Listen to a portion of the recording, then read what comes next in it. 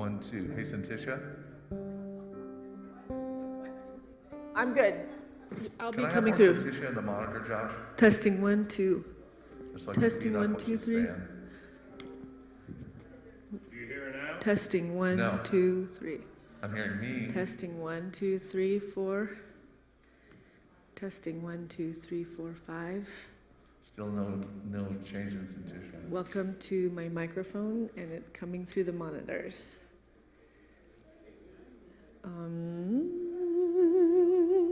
I hear her changing the house. There's nothing coming through here. That's Syntysche. Testing 1, 2, 3, 4. Testing Maybe as he's doing that, we can run this song. 1, 2, 3. Testing 1, There 2, we go. 3, Thank you, 4. Josh. That's Okay. good. Thank you, guys. Hi.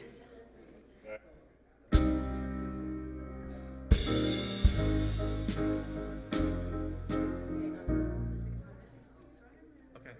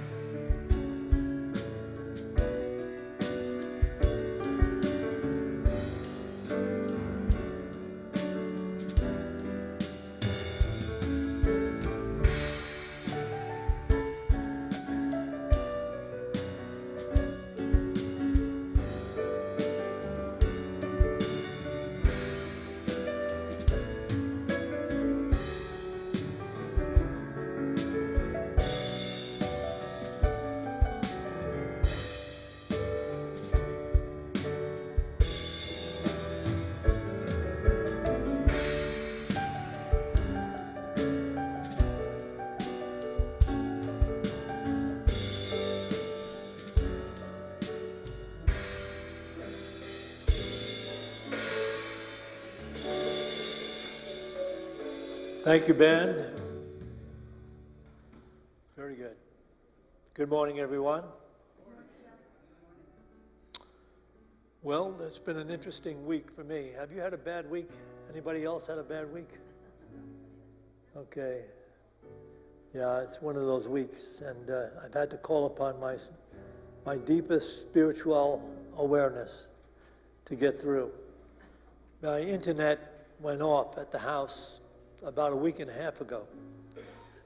And I've spent, still not on, so I've spent the last week and a half dealing with CenturyLink, try to get somebody up there to fix it.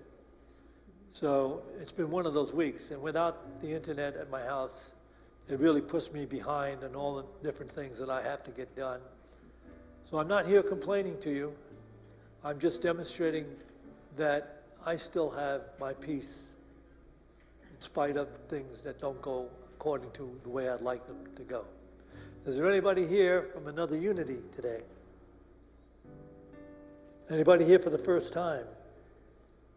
Raise your hand high if you're here for the first time. We have a gift for you. All right, coming down.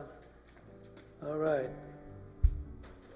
So that's everybody that's here for the first time gets a bag of marijuana.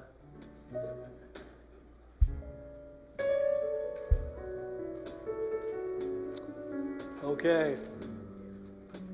The beautiful part about what you're about to experience is that unity is an experiential approach to recognizing the presence of God in every place, in every person, in every condition, under all conditions.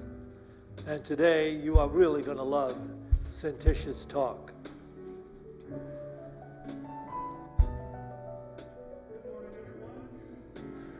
Welcome to Unity at Boulder. I brought my buddy Steve here, up on stage. Hey, Mike, do you know next week there's a chance for all of us to experience a lot of flow and joy and healing. Well, do stop the suspense. Tell me what it is.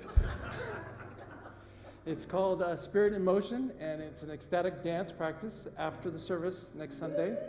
Yes, and you don't need to know how to dance or know how to move. It's really just about listening to your heart and allowing spirit to flow through your body and experiencing healing and joy and just unconditional movement. And we need that today after all these last couple of years. So come next Sunday just to experience that flow. It's a fantastic and beautiful healing practice. So next Sunday, 1:30 in the fellowship hall. And at the end of the service today, we're going to have a little taste of it. So stay after the end of the service, and we're going to play you a sample. So thanks, Mike. All right, thank you, Steve. Thank you very much. So come on out for that. Check it out today following the service right here. You don't even have to go anywhere for it, and it's free. But like I was saying, I'd like to welcome everyone to Unity Boulder, those of you who are joining us here in the room, and those of you who are joining us online. We love sharing an hour a week with you, and we'd love to share more time with you through more future events, hopefully upcoming. For those of you watching online, please click that like and share button. It really helps us out. If you're watching us on YouTube, you can even click subscribe. That helps us out even further, get our message, Unity of Boulder's message, out to more people, which also, in the end, also helps support the church. And those of you here in the room, if today's service moved you or it reminds you of someone else who you think might enjoy today's talk, please share it to them and have them like it. But that helps out, and it helps more people get the message. So the only thing I have for you today is if anyone here signed up to be an usher, we have a few people who've signed up but haven't given Heather phone numbers or email addresses, so we actually have names but no contacts. So if you have signed up as an usher, please see Heather following the service over in the bookstore. All right, and now I would like to welcome our musical guest, who you will recognize. She frequents our stage, and we are blessed so. So, ladies and gentlemen, Marcy Baruch. Thank you, Mike. Good morning, everyone. I played an event last night, and we did a lot of Carole King music. And afterward, we were breaking down, and I was helping someone deliver music gear to their car. And we just paused for about 5 minutes, and we just looked up at the moon, looked at this, the vastness of this space, the vastness of this cosmos that is holding us, and we settled into it and just said, what a beautiful world we live in, and how amazing it is that any of us is even here. So, with that, you've got to get up every morning with a smile on your face and show the world all the love in your heart. Then people gonna treat you better. You're gonna find, yes you will, that you're beautiful as you feel.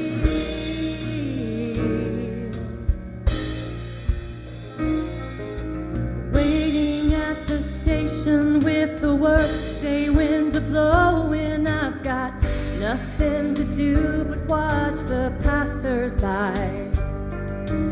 Mirrored in their faces, I see frustration growing, and they don't see it showing. Why do I? You've got to get up every morning with a smile on your face and show the world all the love in your heart. Then people gonna treat you better. You're gonna find, yes you will, that you're beautiful as you feel. Take it away, go.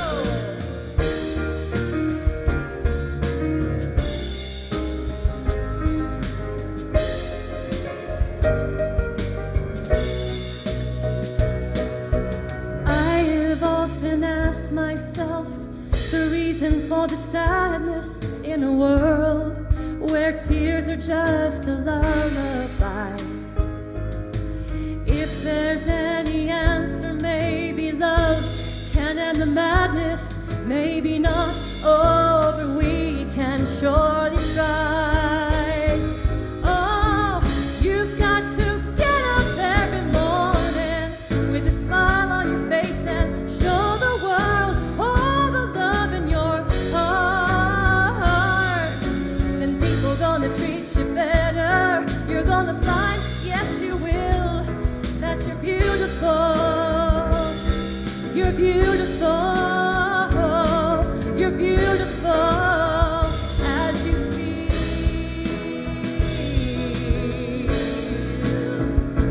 You're so beautiful. So beautiful.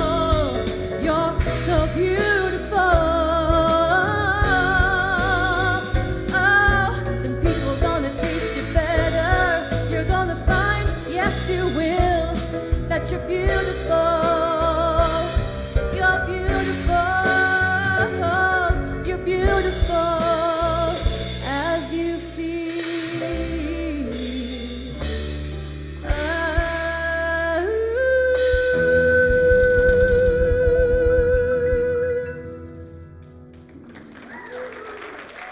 Thanks for being here on this beautiful morning and for bringing your beautiful selves. Thanks. Beautiful, thank you. You have such an amazing range and voice and all of it. Thank you so much for being you and sharing your beautiful music. Just love you. And Joel and all of you were awesome. Thank you. Good morning, everyone. Nice to see you all here today. I thought we'd have a few people here since it was so hot outside. Maybe they'll come for the air conditioning or the message. We'll see. So anyway, today's talk title is Every Little Thing Matters. And I've been working with this wording for the last week in my walk and just looking through the lens of every little thing mattering. Every little thing that I come across that you might just not recognize as being just special, just all of it. You know, just the little walks when I go on, I realize I have so many nameless friends that I pass every single day. I know their dogs' names usually, but not the people's names because our dogs interact. And just, you know, recognizing, you know, sitting on the couch next to my daughter and her just telling me her entire day and just listening and soaking up her life and those few years left I have of her being under my roof, you know, and just cherishing all of the little things of life, even the difficult stuff, right? So Last week we're talking about the 12 spiritual laws of attraction, and we've covered a couple of them. We've done the law of attraction. We've done the law of inspired action. Today we're kind of going to talk about the law of cause and effect in a way, and recognize what we're attracting into our lives by what we are actually feeling within ourselves versus what we might be sharing with others. So I'm going to be using some work of Elizabeth Lester's book, Broken Open, which is a very powerful book when you're in transition or in transformation, which I don't think anybody sitting here would say they weren't in that. We just all are in this amazing transformation, and so much of it is for the good, but it also means a lot of things are falling away as this wonderful good is appearing in our lives, right?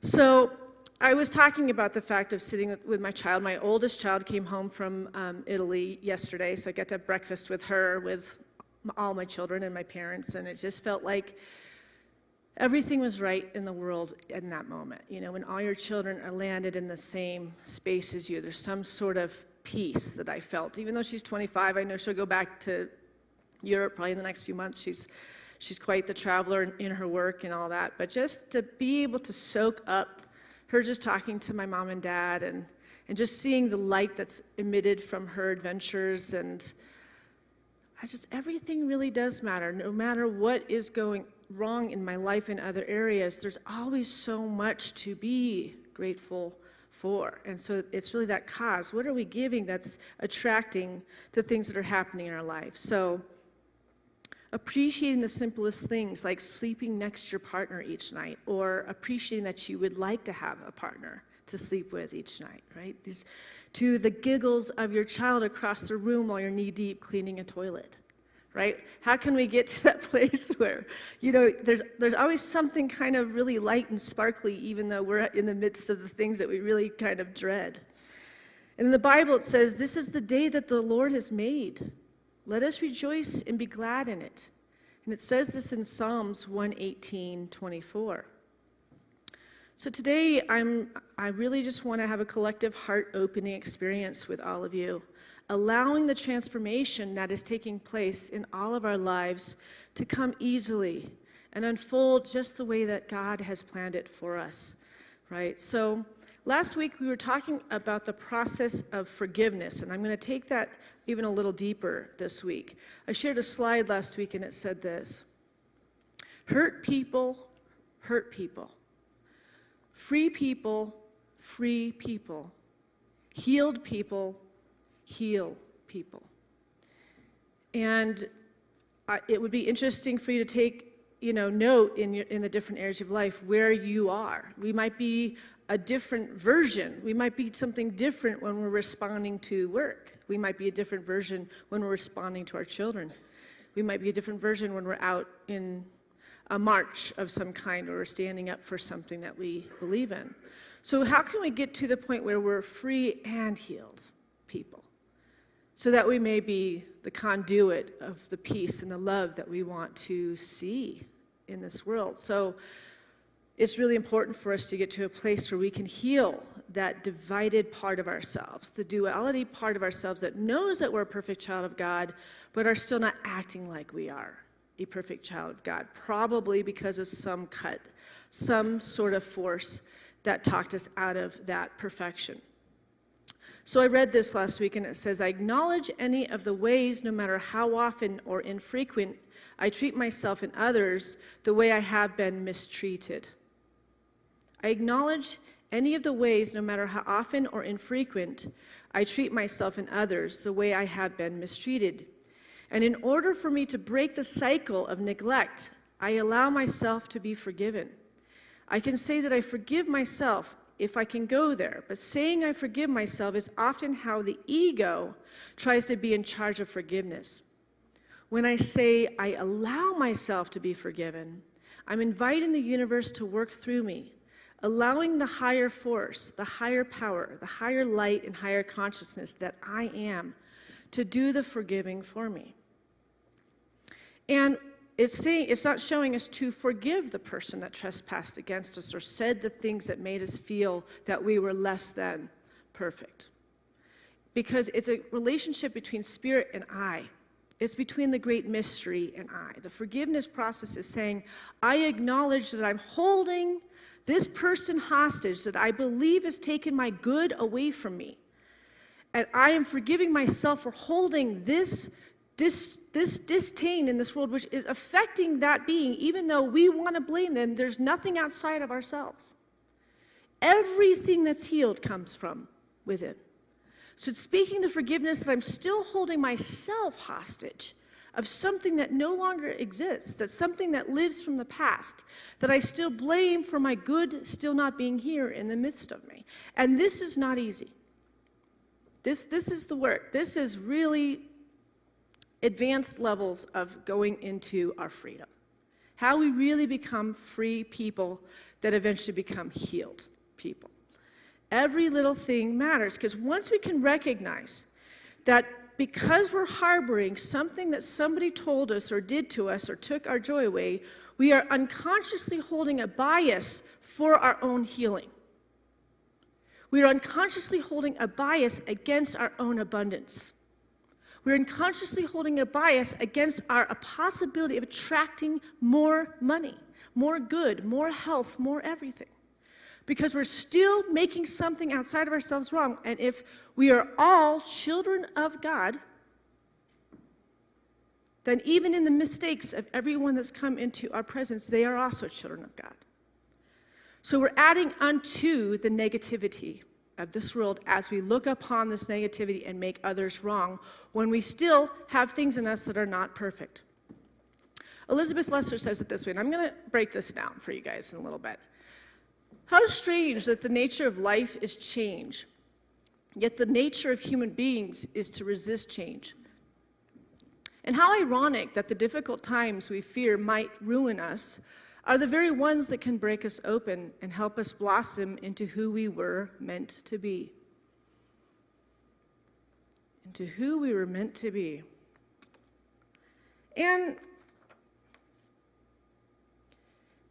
that's not fun, you know. It's not fun that the tough times and the dark times and the difficult things of the world and the difficult people of our lives are our greatest teachers.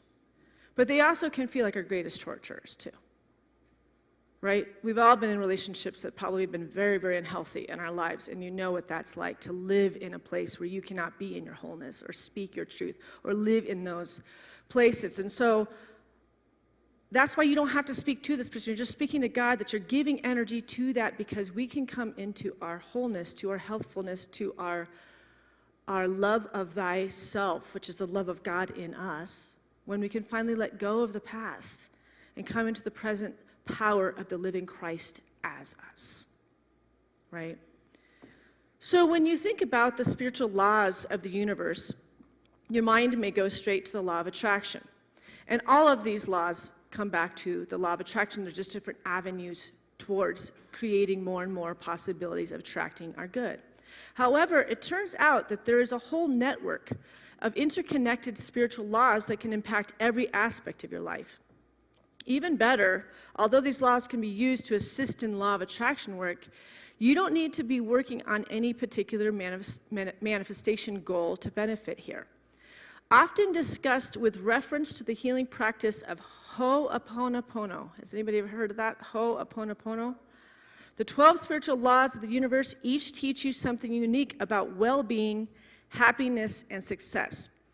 When you have a solid sense of these spiritual laws, you develop a clear picture of your own place in this world. Plus, it should help you to understand how they influence you and how your awareness of them can lead to positive change.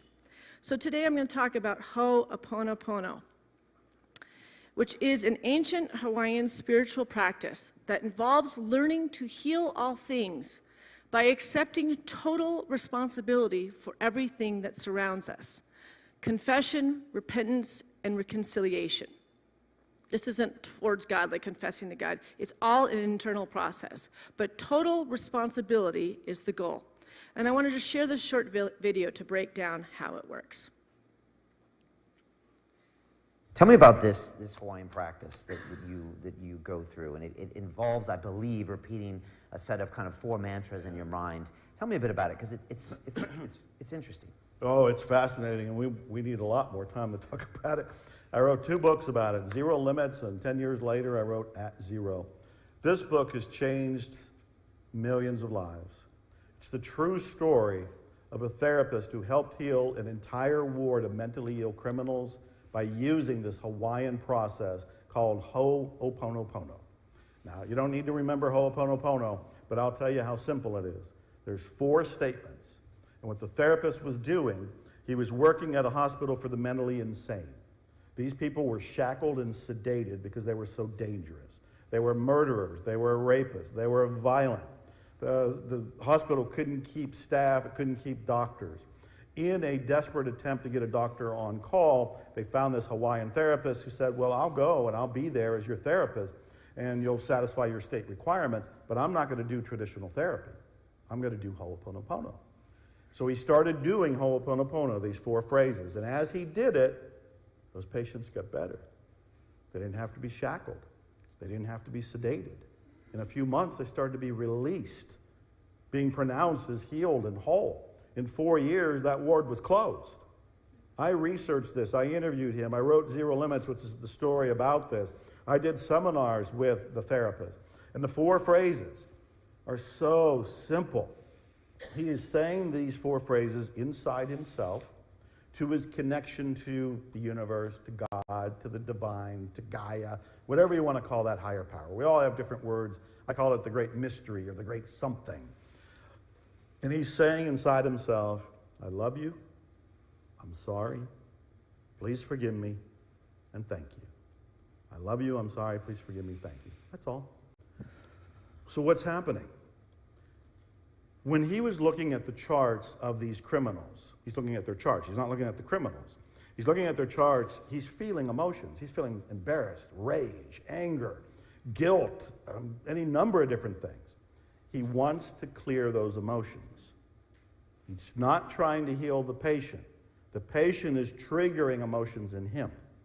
So whatever's being triggered in him, he's feeling it, and he's kind of talking to the divine, the universe, the great something, the great mystery. Please forgive me. Thank you. I love you. I'm sorry. It's a shorthand. It's kind of a petition or a prayer where he's saying, please forgive me. I don't know what part of me or my ancestors helped create this person, this belief system in them. It must be in me if I'm noticing it in them. I'm sorry for any part of my role in this, even though he wasn't physically involved with any of it. He's taking responsibility. I'm sorry for any part of that. Thank you for healing this, for erasing this, for removing this. I love you for this healing, for this clearing, for my life, for this rejuvenation. As a result of saying those 4 phrases over and over and over again, those feelings in him disappear. So he's removing his beliefs, he's removing his emotions, and getting back to that little spiritual vibe that I said earlier was going through him. All right, I'm going to ask you to take a deep breath here because I get how hard this is. I mean, really, if you've had somebody that's trespassed against you and affected your life, which I have a person like that I've had for years in my life. That's why I'm doing these sermons, because I teach what I need to learn, right? That's what we're supposed to be doing as union ministers. We're just teaching what we are trying to really conceive of. And when I started doing this work at first, I had a lot of, this person doesn't deserve it.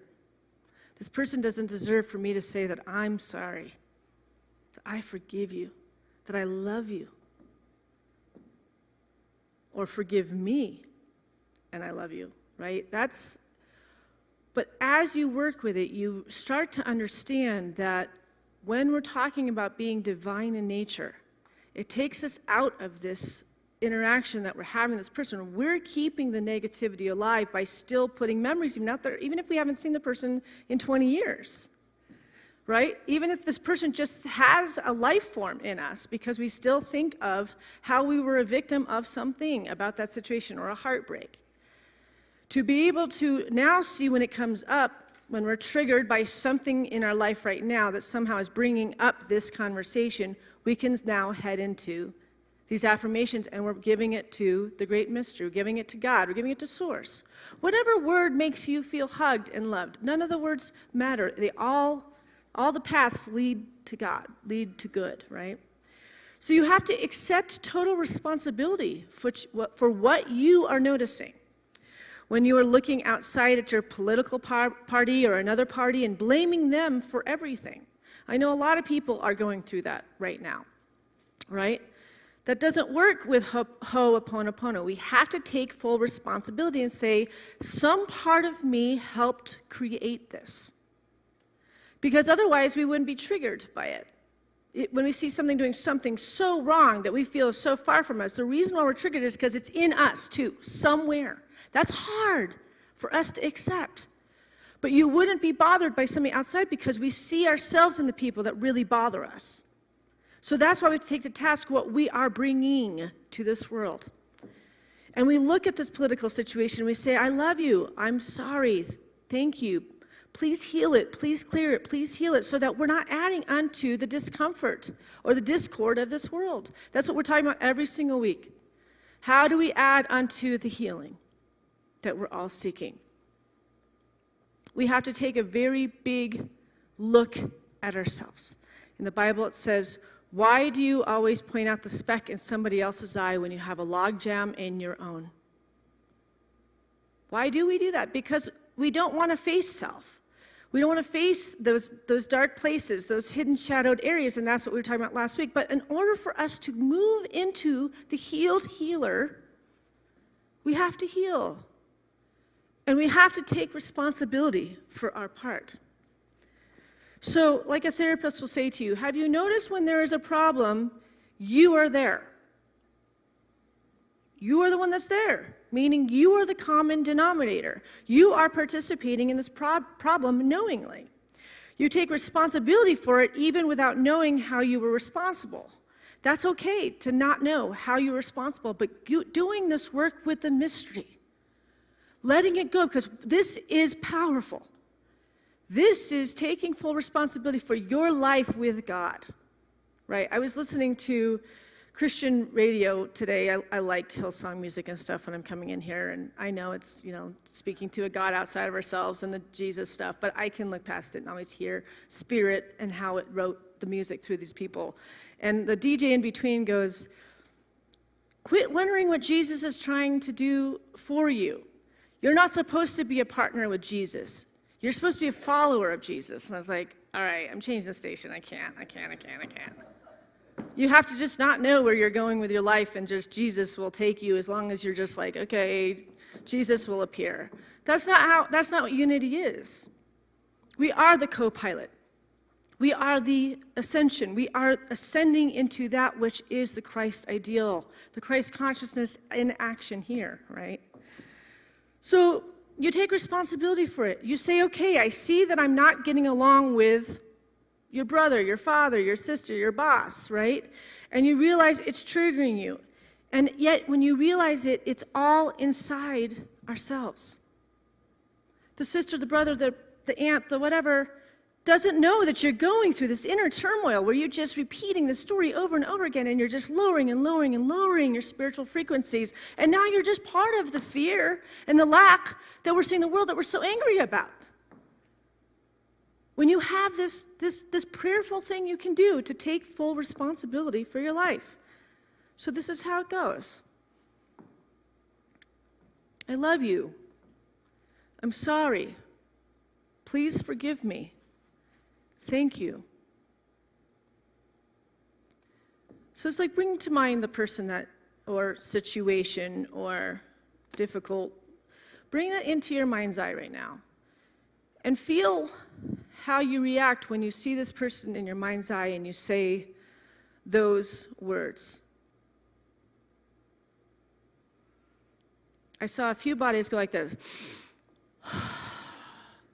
Right? That's what I felt for days working with it. It was like, why would I deserve to have this person in my life? Why would I deserve to have this kind of mirroring in my life for so many years? And yet, as I'm doing this, I'm seeing a shift happening in this relationship. This isn't my parents or my husband or anything like that. I'm not going to go where this is, but it's a deep one. So you're saying it to the divine, to the great something, right? The great mystery, until it dissolves. And that's not going to happen like this. It's every time you feel that heat, you feel that lift, you feel the trigger, right? So in terms of getting involved in the law of attraction, you are now attracting your wholeness and letting this person be free, right? If this person made a mistake 5 years ago or 10 years ago or 15 years ago, don't they have the right to come into wholeness even if they've so hurt your life, if we're all children of God? And do you realize that we're adding unto the negative experience they're having out there to keep repeating the darkness that we experience because we're speaking to it? We're still seeing them and holding them hostage so that they may not develop into this Christ nature that is capable in everyone. Like he's saying, insane people, murderers, rapists. Because this person had to get out of his judgment just by reading the materials of this person to go, I'm sorry, Spirit, that I'm seeing this person separate than your child of God. I forgive me for seeing something different than perfection, even though I'm reading all this horrible stuff. Can you imagine if we worked with the political stuff that's happening or environment that's happening, or you think about your sister that has a drug-addicted child right now. Think about working with this prayer with an addicted child that you have no control over, but you keep seeing them as sick or being out on the street and you feel out of control when you can speak to the great mystery. I'm sorry that I'm thinking and seeing this child anything but perfect. Forgive me for seeing it that way. I love you. Right? Standing in the power that this child has the ability to heal if I don't add unto my fear into what this child is going through, right? This is hard, right? But powerful. Extremely powerful. And if you can really get this, this could be the very beginning of the best part of your life you've ever had. Truly. Like this person I'm talking about right now that I'm dealing with, I've already seen shifts. Because when I feel that trigger, I just do those prayers and I don't have any interactions till I'm in that place. This is a perfect child of God. This person's in my life for a reason. This has been one of the greatest teachers of my life. This one has taught me patience to a depth that I had no idea was possible, right? Thank you, God. Thank you so much.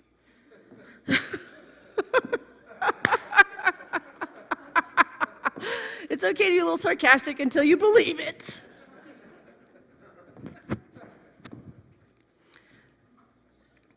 So I'm going to go a little different direction, and I'm going to come back to this. So this is going to be a little exercise we're going to do together right now. So if you could go back and tell a younger version of yourself to heed the signs and symbols that were being shown to you to take a different path back in your life at some point when you were at a crossroads. And you can look back that there were signs and symbols that you were at these crossroads at that time in your life. First of all, so just take out a piece of paper, we're going to write this down.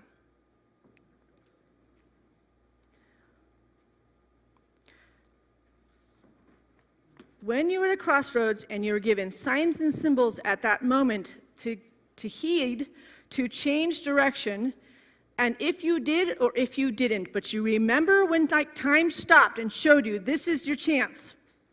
This is your chance to not repeat something that you keep repeating, right? How old would you be? So write down, how old would you be when this moment happened in your life?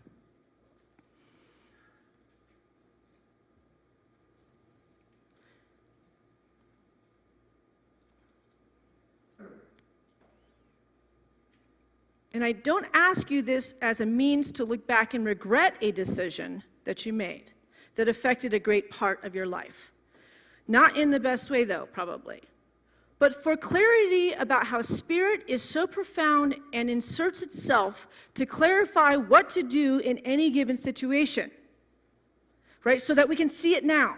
The whole point is to look back and learn from the times that we did not listen. The signs and symbols that were shown to you, what did it look like? So what age were you?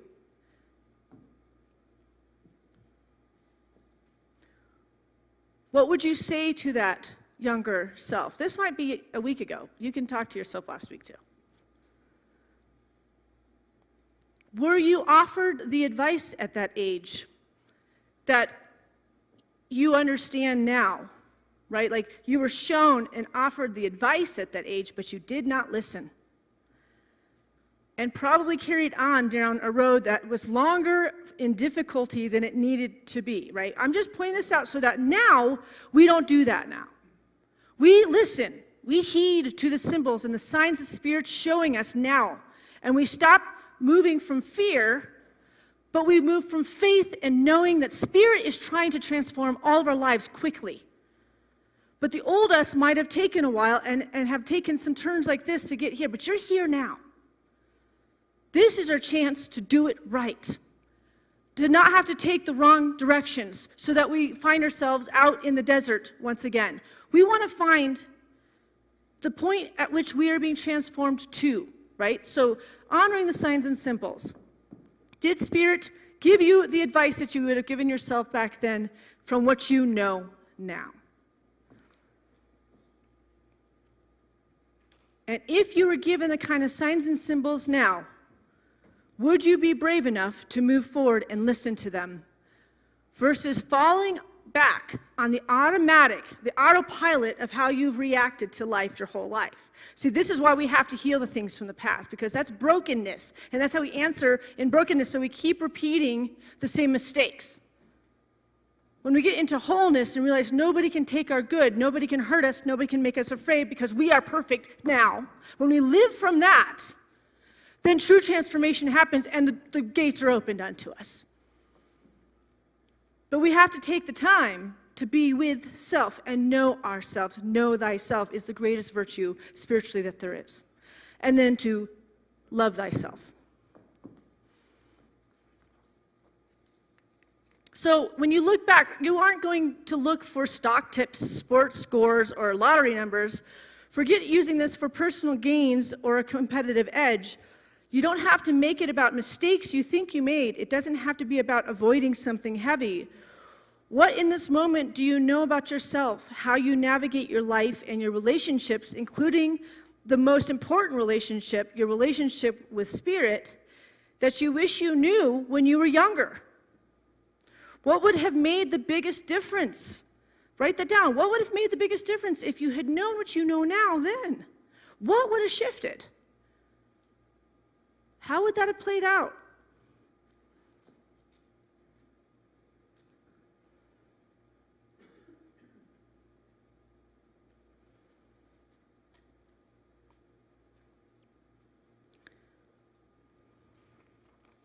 So this idea came up with a friend of mine that I walk with. Everybody should have a friend that has the spiritual depth that you have. And I have a friend like that I walk with probably 3 or 4 times a week. And we talk about these kind of concepts. And we go back and we look at and we dig up and we figure out how to find actual peace and happiness. And so he brought this up, and then we've been bantering about it all week. So his name is Ed. And this is what his answer was to these questions. Throughout my life, I have gravitated to the importance of intention. I lived accordingly. However, I never really questioned why it was so important. Beyond the obvious channels of cause and effect, living an intentional life has tangible benefits. Yet it never really caused me to question why it was so important. Today, I understand that intention is so important because everything matters. Some things matter more than others, but every little thing matters. And it's easy to lose that perspective in a world where so much of our lives are lived on autopilot. It becomes normal to just do again this time what you did last time, over and over and over again. For me, I would have gone back to myself at 30 and told myself that I'm on the right track with all this intention stuff. And the intention is important because every little thing matters. So he wished he was told at 30 that every little thing that you do matters. And one of the things we're talking about was, when we go on our walks, we pick up trash. We pick up anything that we see that's disturbed. And it's, what do you do when nobody's looking? That's really kind of what it is. Are you still a co-creator with the balance and the love of this spiritual energy when nobody's looking? Right? That's the truth. That's who you truly are. Do you walk by that piece of trash? Do you walk by the person that left the dog's poo on the ground when you have an extra bag? You know what I mean? It's being that co-creator in the littlest ways. Every little thing matters, and it feels good when we do the right thing because we feel God. So I remember about 14 years ago when I was given a very clear sign about the state of my ex-marriage at the time. I was sitting at the traffic light at J Road and Diagonal. I mean, it is like that clear. I know what lane I was sitting, and I was sitting at a red light. And it just hit me. Like the blinders came off of the protective wife and saying everything's okay, and it was, this is not good for either one of you. This is not good. This is no good. Well, I have 2 little babies in the back seat. One's under 1 year old and one is 3 years old. These big, fat, brown eyes. I remember seeing it in the rearview mirror and thinking, oh no. Oh no, I had been given the signs when I dated this person to not date this person. Clear as day. But he loved music, and he loved a lot of the things, and he loved God, and he had the spiritual language. But it was all, I'm not going to say what it was, but this was not my soulmate. And everything was hard about that relationship. Everything was difficult. And I sat at that light, and it was made very clear to me, if I didn't make a change, it was inevitable that it was going to end. I was told that right there. It's inevitable. Are you going to get enough self-love and enough encouragement, enough strength to do what you know you need to do? Well, I had that courage, and I got to work here, and all day I was making a plan on how I could exit this situation. And when I started heading home, my self-esteem started to play a part, and my self-worth. And all of a sudden, these little babies with these big eyes in the back seat, and how can I be going to school to be a minister and be working full-time and being the sole provider of our family and all of it, right? And the blinders went like that. And I lived another 5 years that, I know you're probably going, oh, but you got those 3 children. I have 3 children. We also had a baby that died a year before that. I got those children, but I believe in Edgar Casey's work. Those children would have come to me with the right partner, right? I'm not worried. So I know you're going to be like, oh, you got these great kids. I would have gotten those great kids. But this discord of this person, you share these children all these years and had to find a loving, forgiving place to be able to say, forgive me for holding this person separate because this is a perfect child of God. We somehow probably agreed to come and do this together, right? To grow us. Right? But it's not been fun. It's actually been super torturous and hard for both of us. Before I would have said, for me, I would have been a victim about this, 100, okay? But I'm getting to a place where I see that he's a child of God and he is perfect just the way he is. See, when you can get to that place of accepting that other people are different than us and they might have really destroyed our lives in certain ways, they are also perfect.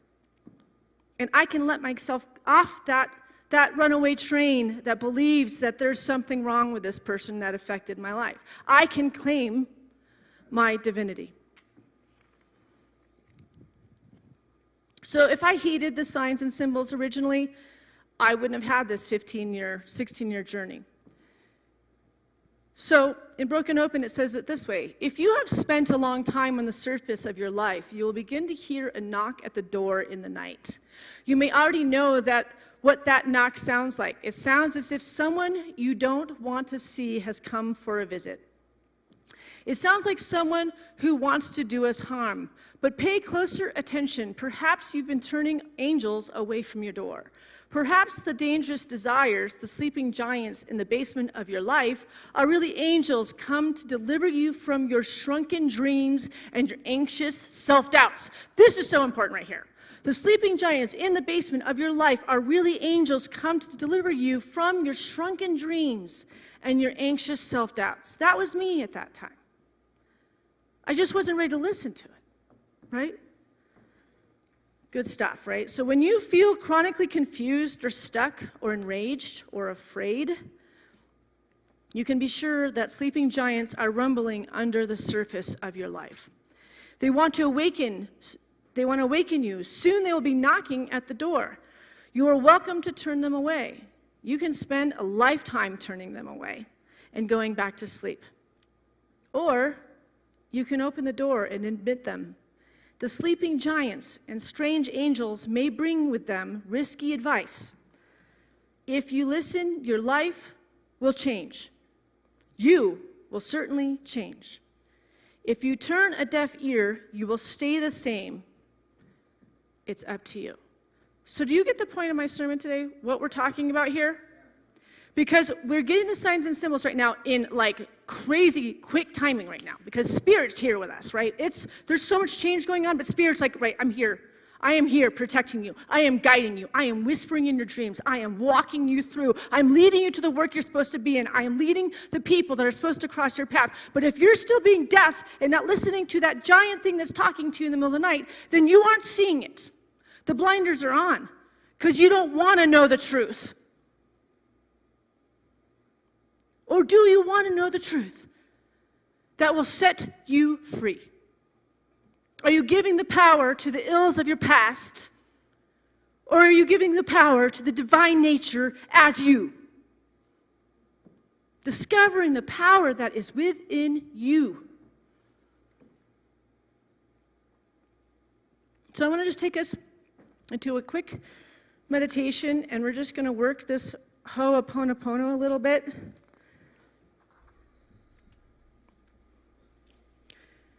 I just want to start by saying the signs and symbols that Spirit will communicate with you is animals, butterflies, dreams. Always look up animal totems. If a frog crosses your path, a big old beetle, whatever, when you're seeing a couple of them showing up, look up beetle totem, look up bee totem. It will be exactly where you are energetically, because Spirit is so honorable and super cool. Super cool. Like when you live in this divine, like miracle mindset, which we were talking last week, you will see miracles every single day, and you will hear the voice of God, probably from here, guiding and directing you to the transformed version that you were meant to be and do, here, now. So I'm going to ask Joel just to start playing some music, and I'll calm down and get into a meditative state. I just get really excited about this stuff.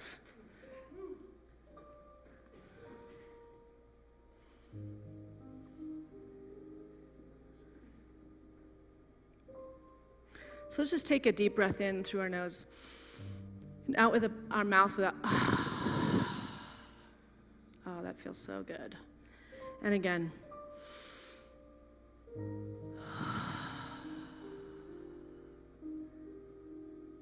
one more time.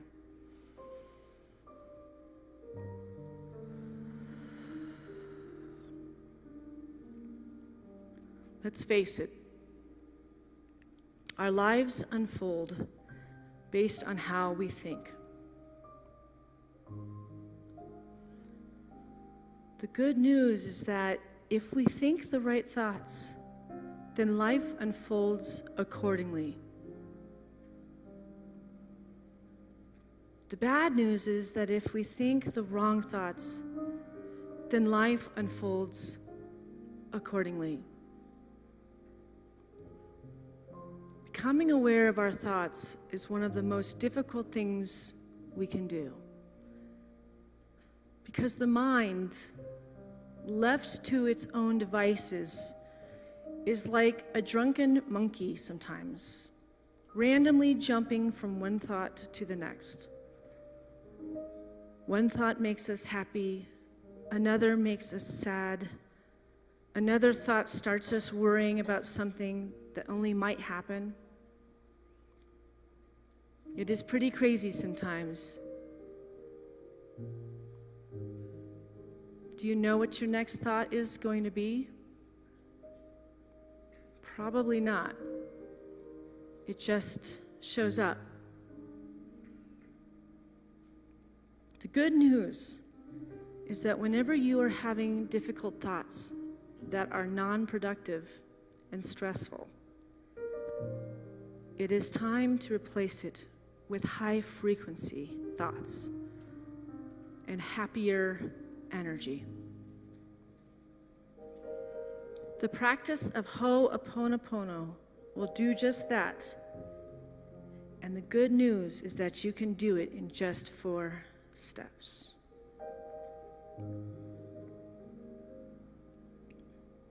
Step 1 is the process of repentance.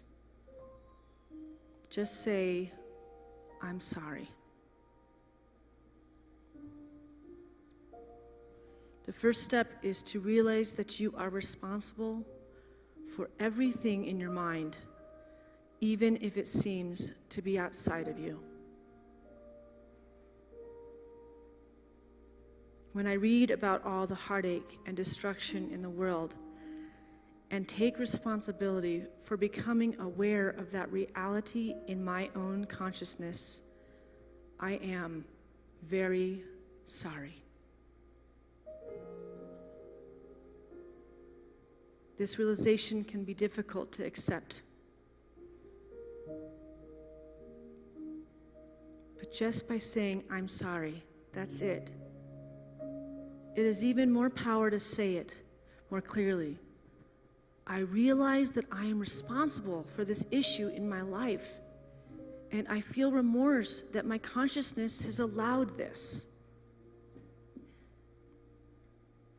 Number 2, ask for forgiveness. Please forgive me, Spirit, great mystery. It doesn't matter who you are asking, just ask. Please forgive me. Say it over and over. Mean it. Remember your remorse about believing in something being wrong outside of you. Saying, I'm sorry of holding on to that. I want to live for my wholeness and see all people healed in this world. And number 3, say thank you. Again, thank you. Doesn't really matter who or what you are thanking. Thank your body for all it does for you. Thank yourself for being the best you can be. Thank God. Thank the universe. Thank whatever it was that just forgave you. Just keep saying, thank you.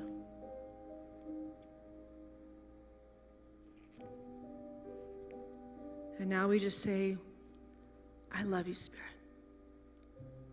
I love this great mystery. Say, I love you to your body. Say it to the universe. I love you to the air I breathe, to the house that shelters me. I love you to the challenges, and say it over and over. Just say, I love you, and mean it. There's nothing as powerful as love.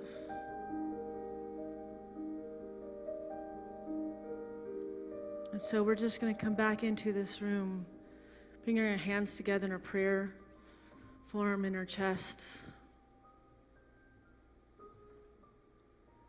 And on the count of 3, we're going to say out loud, I love you. 1, 2, 3. I love you.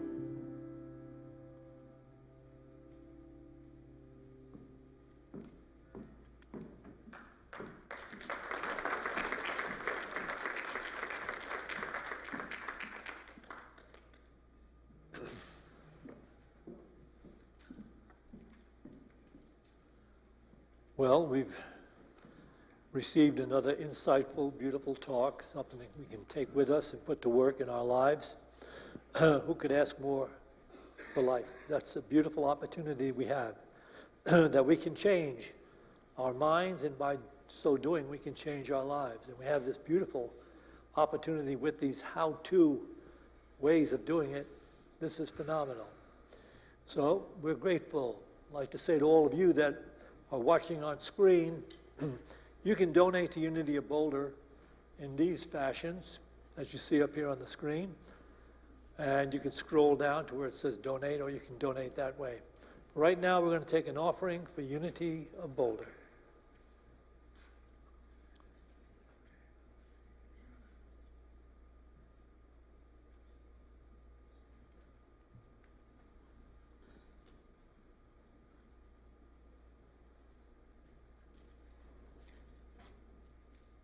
And let us bring to mind that financial gift we'd like to make to Unity. And let's bless this gift with this offering prayer. Divine love, through me, blesses and multiplies all that I have, all that I give, and all that I receive, because I give. And so it is. And we have the, let's do this again, get this out of the way.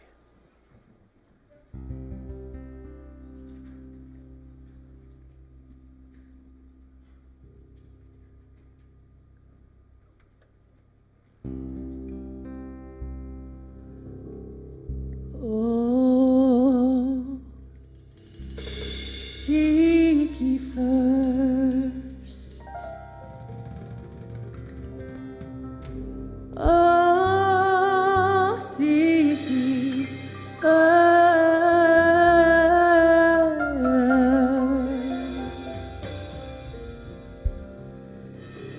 I allow forgiving.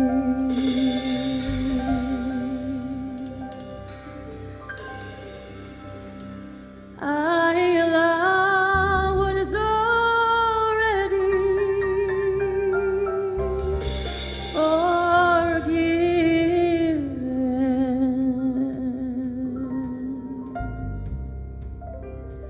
Oh, love thyself.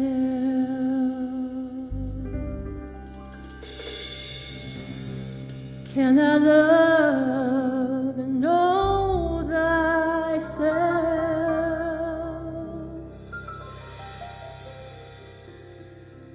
Know thyself, love thyself as the Christ, golden light, wave upon wave, flowing in.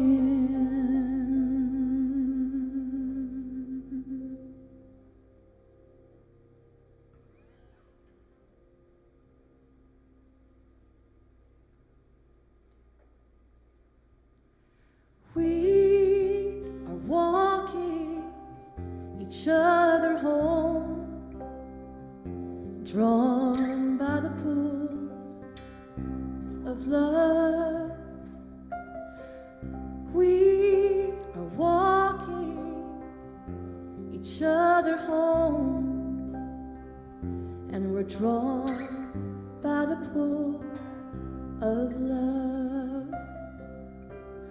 We are walking each other home, and we're drawn by the pool of love. We are walking each other home, and we're drawn by the pool of love. And love is the magnetizing power. Love is the harmonizing power. Love is the unifying power as we walk each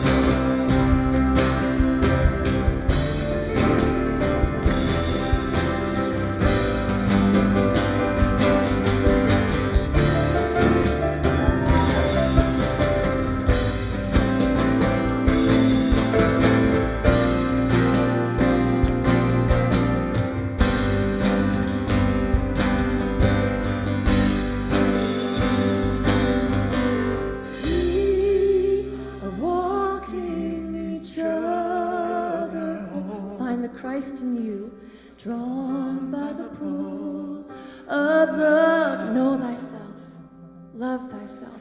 We are walking each other home, and we're drawn by the pull of love.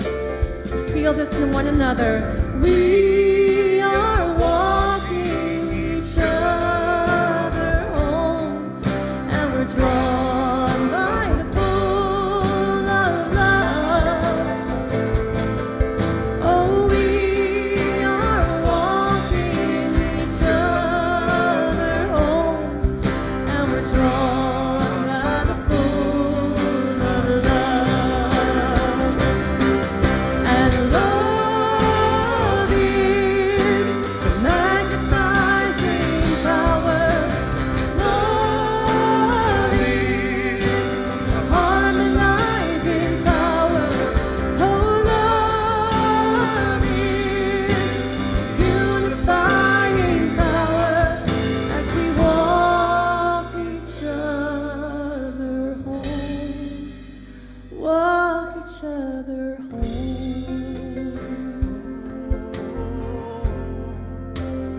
Walk each other home. Oh, walk each other home. Oh, walk each other home. Walk each other home. Oh, walk each other home.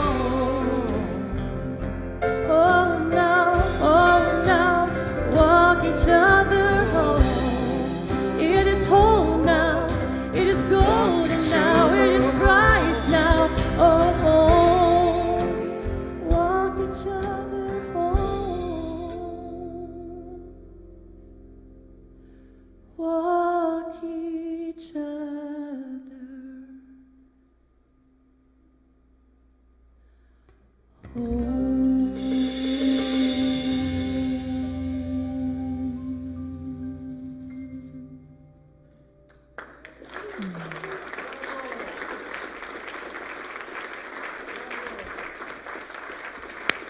Thank you. We want to let you know that we have prayer partners available to you, and if you want to pray with somebody, just stay seated and the prayer partner will come and find you and take you to our meditation room and pray with you. We're going to sing this one little short song to close and just send prayers to Ukraine, and then we're going to do an ecstatic dance example of what's going to happen after the service next week. So if you want to stay and dance in the sanctuary with us, we can. So let's just all rise and close with this closing song.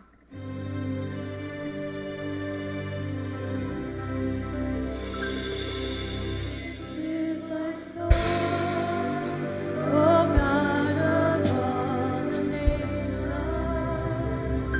a song of peace for men of heart and mind.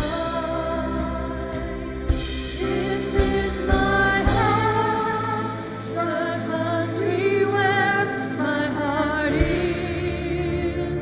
This is my hope, my dreams, my pride.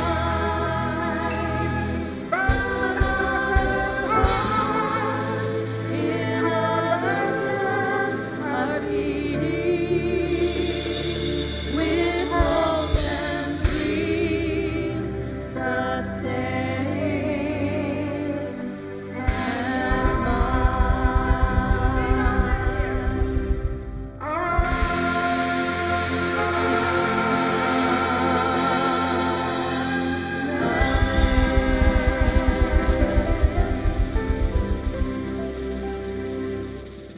And then we're going to do a ministers group right after we do the dancing at the back of this sanctuary. So if you want to bring those questions and talk about them that we talked about in the service. All right, let Steve take over. Here we go.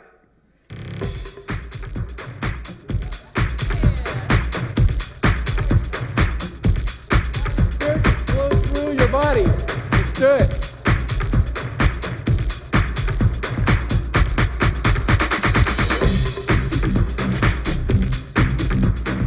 You are a conduit for the flow of Spirit.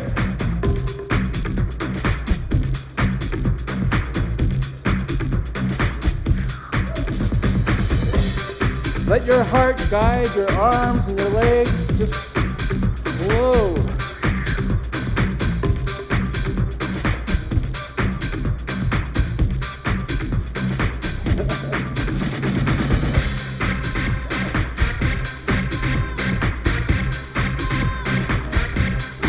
Move your whole body. And we get to wake up.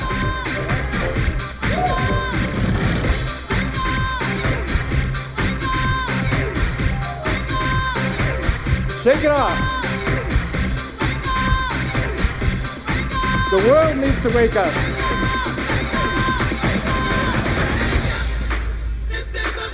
It's a brand new day.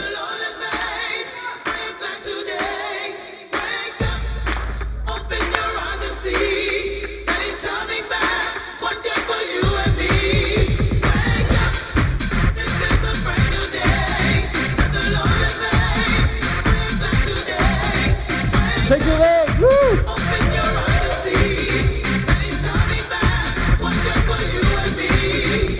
Wake up, this is a brand new day that the Lord has made. I am back today. Wake up, open your eyes and see that he's coming back. One day for you and me. What's going on That's the Lord. with the people of the world today? Invite that spirit in again. They don't understand. See it coming down through your body. Can make a better way. People killing one another, homeless on the street. The remedy for all this confusion Remedy is the one and only. is the flow of spirit. This is a brand new day. The Lord has made. Back today.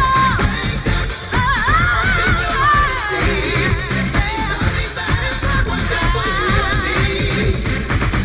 Now that you've opened up your eyes, you too can know the joy I feel inside. Instead of trying to make it on your own, you're not Feel getting your heart. the one that sits high and looks low. Open up your heart. Open up your heart. And he will come in, yeah. But all you gotta do is wait. This is a brand new day. The Lord has made. Back today. Open your eyes and see that he's coming back. One day for you and me. This is a brand new day. The Lord has made. Back today. Open your eyes and see that he's coming back. One day for you and me. God is a good guy. God is good. God is good. Good is good. God is a good guy. We've got it good. God is a good guy.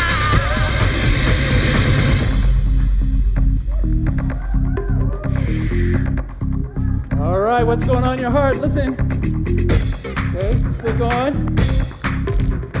Spirit's telling me something.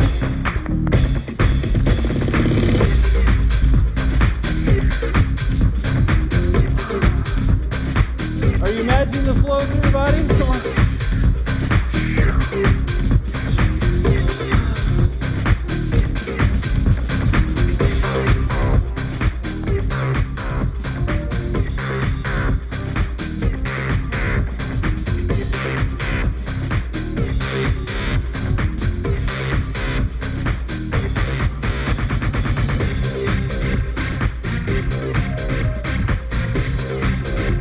You know this is going to affect the entire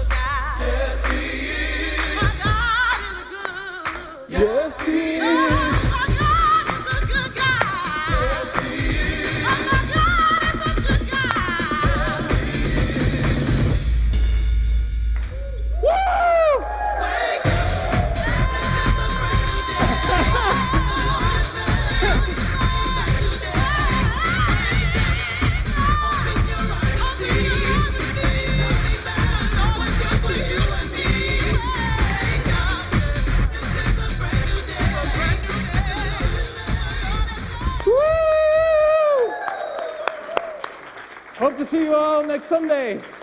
Thank you. Woo.